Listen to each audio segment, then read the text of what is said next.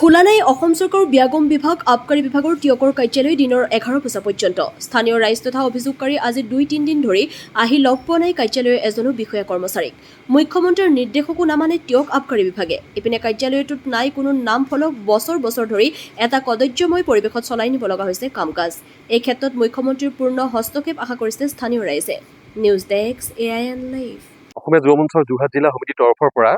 মই এই আবকাৰী বিভাগ বুলি কোৱা যিটো অফিচলৈ মই আজি 2-3 দিন ধৰি ইয়ালৈ আহিবলগীয়া হৈছে এটা সৰু এটা অভিযোগ লৈ সেই অভিযোগ লৈ যেতিয়া 2-3 দিন আহিছোঁ কোনোদিন এই কাৰ্যালয়টো খোলাত নাপাওঁ মই সদায় বন্ধ হিচাপতেই থাকে আৰু তলা মাৰি থাকে কিন্তু এটা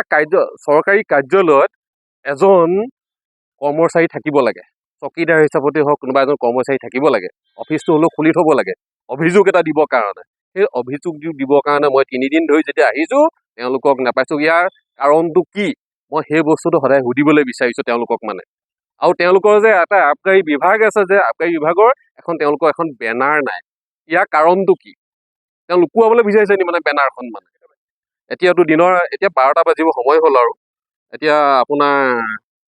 11:03 সময় গৈছে 11:03 সময় গ'ল এই মুহূৰ্তলৈকে এই আবকাৰী বিভাগ অফিচটো বন্ধ তলা মৰা আছে এতিয়ালৈকে মই মুখ্যমন্ত্ৰী মহোদয়ক এটাই আহ্বান জনাম ইয়াৰ ওপৰত বিহিত ব্যৱস্থা লওক কিন্তু তেওঁলোকেতো আহিব লাগে তেওঁ কিমান টাইমৰ ভিতৰত তেওঁলোকক অফিচ খুলিবলৈ এটা সময়সীমা তেওঁলোকে বান্ধি দিছিলে চাগে নিশ্চয় সেই সময়সীমা তেওঁলোকে এতিয়া বৰ্তমানলৈকে সময়টো নিৰ্ধাৰণ কৰি তেওঁলোকে আহিবই পৰা নাই বৰ্তমানলৈকে তলাই 11 বজালৈকে যেতিয়া তলাই হয় তেতিয়াহ'লে তেওঁলোকে কি চাকৰি কৰিছে